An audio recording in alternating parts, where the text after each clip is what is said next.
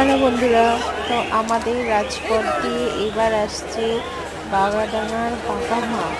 আপনারা দেখলে অবাক হয়ে যাবেন। যদি ভিডিওটা একবার দেখে থাকেন অবশ্যই করে শেয়ার করে দেবেন। বাঘা মাকে দর্শন করা মানে ভাগ্যের ব্যাথা। তো যদি কৃষ্ণনগর নামটি জানা থাকে অবশ্যই জগদ্ধাত্রী পুজোয় আপনারা আসবেন।